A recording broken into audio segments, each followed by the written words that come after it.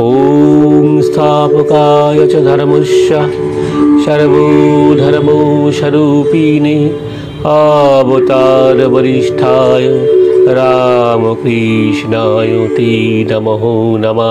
निरञ्जनं नित्यमनन्तरूपं भक्तानुकम्पा धृतविग्रहं वै ईशावतारं परमेशमिदं तं रामकृष्णं शिरसा नमामः।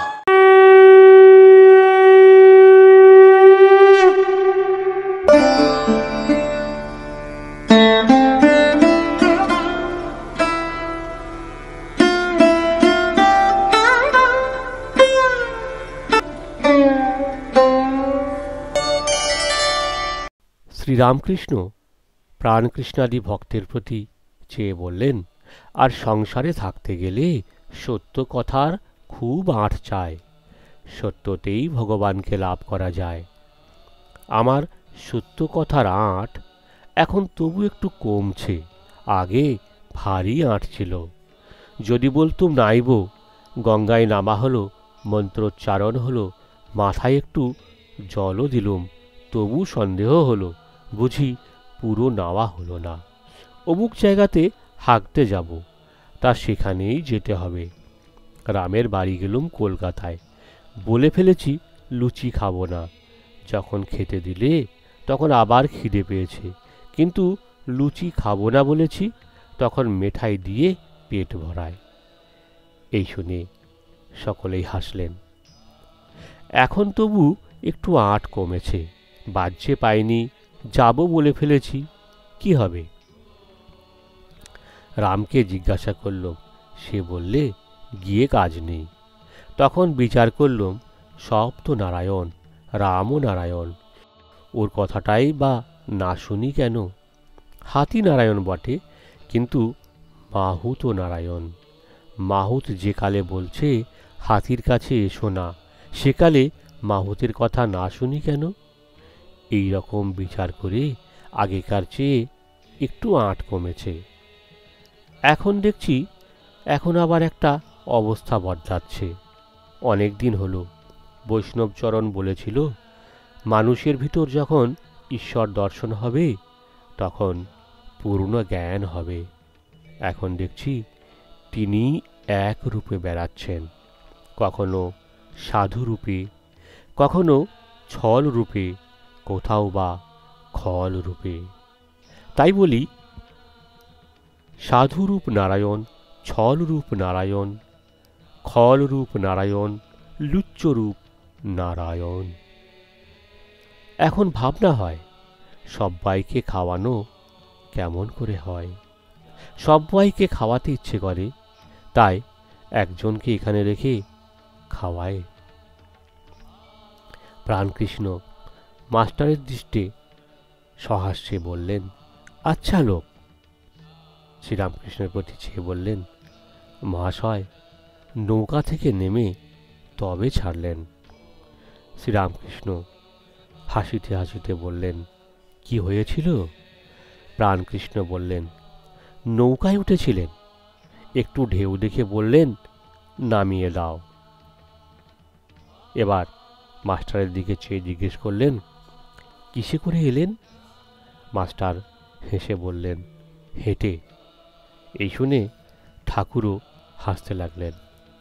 প্রাণকৃষ্ণ বললেন, মহাশয় এইবার মনে করছি কর্ম ছেড়ে দিব। কর্ম করতে গেলে আর কিছু হয় না। সঙ্গী বাবুকে দেখাইয়া বললেন, একে কাজ শেখাচ্ছি, আমি ছেড়ে দিলে ইনি কাজ করবেন, আর পারা যায় না। শ্রীরামকৃষ্ণ বললেন, হ্যাঁ, বড় ঝঞ্ঝাট। এখন দিন কতক নির্জনে ঈশ্বর চিন্তা করা খুব ভালো।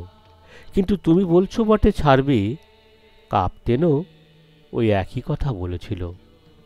সংসারী লোকেরা বলে, কিন্তু পেরে ওঠে না। অনেক পণ্ডিত আছে, কত জ্ঞানের কথা বলে, মুখেই বলে, কাজে কিছুই নয়। যেমন শকুনি খুব উঁচুতে ওঠে, কিন্তু ভাগাড়ের দিকে নজর, অর্থাৎ সেই কামিনী কাঞ্চনের উপর, সংসারের উপর আসক্তি।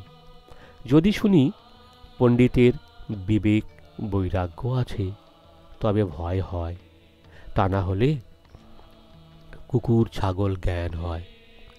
প্রাণকৃষ্ণ প্রণাম করিয়া বিদায় গ্রহণ করিলেন ও মাস্টারকে বলিলেন, আপনি যাবেন? মাস্টার বলিলেন, না, আপনারা আসুন। প্রাণকৃষ্ণ হাসিতেছেন ও বলিলেন, তুমি আর যাও।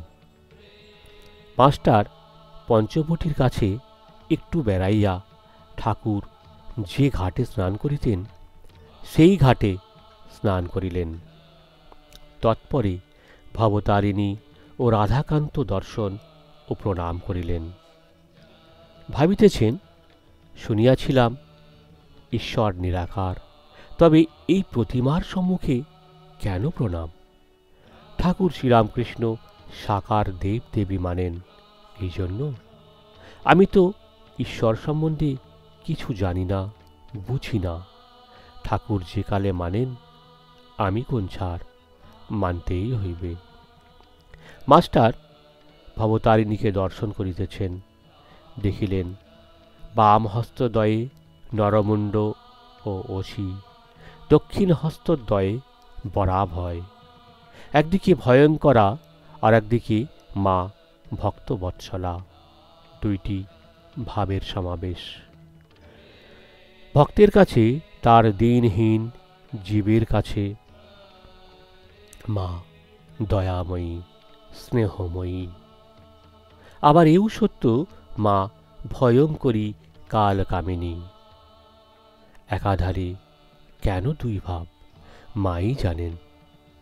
ঠাকুরের এই ব্যাখ্যা মাস্টার স্মরণ করিতেছেন আর ভাবিতেছেন, শুনেছি কেশব সেন ঠাকুরের কাছে কালী মানিয়াছেন। এই কি মৃন্ময় আধারে চিন্ময়ী দেবী? কেশব এই কথা বলিতেন। এইবার তিনি ঠাকুর শ্রীরামকৃষ্ণের কাছে আসিয়া বসিলেন। স্নান করিয়াছেন দেখিয়া ঠাকুর তাহাকে ফল মূলাদি প্রসাদ খাইতে দিলেন। তিনি গোল বারান্দায় বসিয়া প্রসাদ পাইলেন। পান করিবার জলের ঘটি বারান্দাতে রহিল। ঠাকুরের কাছে তাড়াতাড়ি আসিয়া ঘরের মধ্যে আসিতে যাইতেছেন। ঠাকুর বলিলেন, ঘটি আনলে না? মাস্টার বললেন, আজ্ঞা হাঁ, আনছি। শ্রীরামকৃষ্ণ বললেন, বাহ। মাস্টার অপ্রস্তুত বারান্দায় গিয়া ঘটি ঘরের মধ্যে রাখলেন। মাস্টারের বাড়ি কলিকাতায়। তিনি গৃহে অশান্তি হওয়াতে শ্যামপুকুরে বাড়ি ভাড়া করিয়া আছেন। সেই বাড়ির কাছেই কর্মস্থল। তাহার ভদ্রাসন বাটিতে তাহার পিতা ও ভাইয়েরা থাকিতেন। ঠাকুরের ইচ্ছা যে তিনি নিজ বাটিতে গিয়া থাকেন, কেননা একান্নভুক্ত পরিবারের মধ্যে ঈশ্বর চিন্তা করিবার অনেক সুবিধা। আজ ঠাকুর সেই বাড়ির কথা আবার তুলিলেন। শ্রীরামকৃষ্ণ বললেন, কেমন, এইবার তুমি বাড়ি যাবে? মাস্টার বললেন, আমার সেখানে ঢুকতে কোনো মতে মন ওঠে না। শ্রীরামকৃষ্ণ বললেন, কেন? তোমার বাপ বাড়ি ভেঙে চুরে নতুন করছে। মাস্টার বললেন, বাড়িতে আমি অনেক কষ্ট পেয়েছি, আমার যেতে কোনো মতে মন হয় না। শ্রীরামকৃষ্ণ বললেন, কাকে তোমার ভয়? মাস্টার বললেন, সব্বাইকে। শ্রীরামকৃষ্ণ গম্ভীর স্বরে বললেন, সে তোমার যেমন নৌকাতে উঠতে ভয়। ঠাকুরদের ভোগ হইয়া গেল।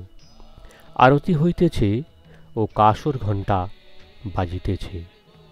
কালীবাড়ি আনন্দে পরিপূর্ণ। আরতির শব্দ শুনিয়া কাঙাল, সাধু, ফকির সকলে অতিথিশালায় ছুটিয়া আসিতেছেন। কারু হাতে শালপাতা, কারু হাতে বা তৈজসপত্র, থালা, ঘটি। সকলে প্রসাদ পাইলেন। আজ মাস্টারও ভবতারিণীর প্রসাদ পাইলেন। আমরা এভাবেই প্রতিনিয়ত শুনতে থাকব শ্রী শ্রী রামকৃষ্ণ কথামৃত। আমাদের সমস্ত পর্বগুলি যাতে আপনার কাছে অতি সহজেই পৌঁছে যায়, সেজন্য আমাদের এই চ্যানেলটিকে অবশ্যই সাবস্ক্রাইব করে রাখবেন। আর স্বজন বন্ধু আত্মীয় পরিজনদেরকে শেয়ার করতে অবশ্যই ভুলবেন না। জয় রামকৃষ্ণ, জয় রামকৃষ্ণ, জয় রামকৃষ্ণ।